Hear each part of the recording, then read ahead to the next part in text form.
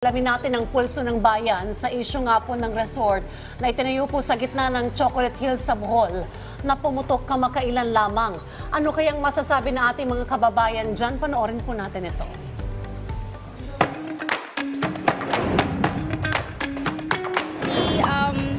Hindi ko masyadong alam what could be the plans or what would be the next steps. Kasi parang kung sisirain or gigibain yon, I think at the very least now, let's just support that.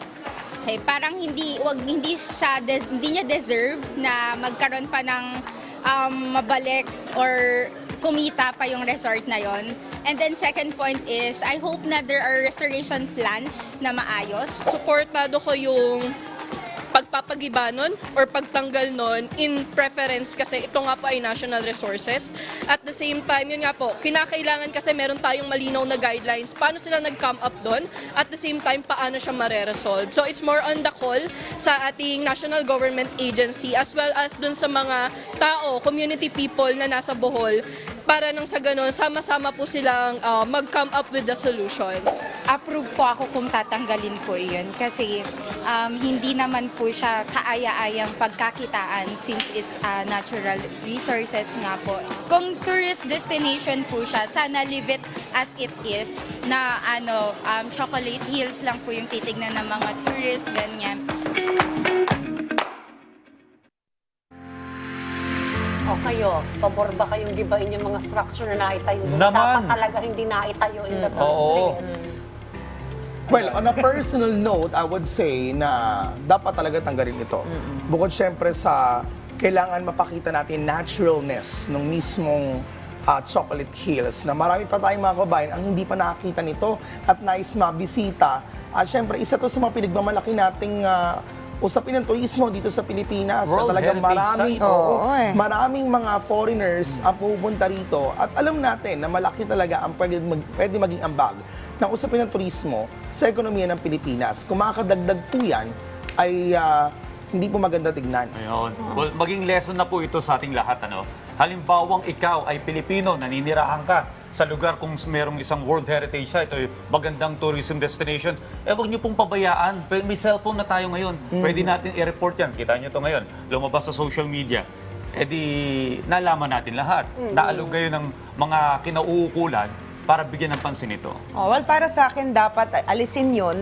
Tapos dapat yung nagkabit nun, sila ang magbalik dun sa dating itsura nun. Ang ganda. Magtatanim. Paano? Kailangan nila taniman ulit kung ano man yung nag-approve, nasira nila. Lahat yung mga sila. pumayag, kasi may permit naman yung kaawa-awang may-ari, ang alam niya, tama yung ginagawa niya. Yung mga nag-approve na hindi naman pala dapat bigyan ng approval yung ganong permit. Lahat na sila. Well, currently naman may mga na pumupunta na doon sa Bohol para i-check at magsagawa ng investigasyon. DILG Task Force. DILG Task Force. Para talagang matunto natin paano ba naitayo yan na dapat wala talaga yan dahil protected area yan eh. Paborito ko man din ni Noel yung mga tarsier doon. Hindi naman. Alam mo, first time ko, ang tagal na panahon nakapunta ko ng Bohol at nakita ko yung Chocolate Hills na yun. Super ganda. So, nung nabalitaan ko yun, I was so broken-hearted. Broken-hearted. Broken-hearted. Kasi mahal mo ang Pilipinas. Hindi na mag-move on pag ganyan. Na-anxiety ka, gano'n? Mahal mo ang Pilipinas. So, kung ako Namumuya nga si Noel ngayon nararamdaman ko yung pagka-broken hearted mo Hindi, ngayon. kung ako naman yung tatanungin, hayaan na lang natin yun. Kung may batas, yun ang sundin.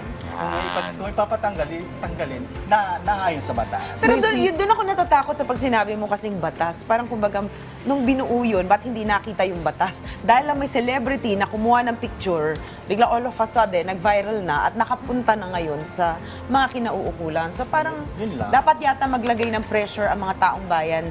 Yun, taong bayan talaga. Oo, dahil tayo Kayo yung nakatira magbabantay dyan nun. eh. Oo. Halimbawa yung Boracay, kinailangan pang isa-ilalim sa rehabilitation. Yes. Pero kung kayong mga taga-Aklan, noong pa inire-report nyo na ito, para hindi na naabuso ng mga commercial, mga pribadong kumpanya, hindi na kinailangan pang sumailalim sa Pero hindi rin natin rehabilitation. alam, Audrey, kasi pwede kasing naghihimutok na sila sa social media, pero wala naman silang followers. Na kinailangan talaga isang celebrity ang gumawa para marinig ng mga kinauukulan. O, di ba? Ginawan pa ng same-day edit. Okay, ginawan pa ng AVP ang resort na yan. diba? Eh, dapat makita natin talaga yung mismong Chocolate Hills na nandun. Meron nga meme ngayon trending, isang Tarsier, na parang nagulat siya.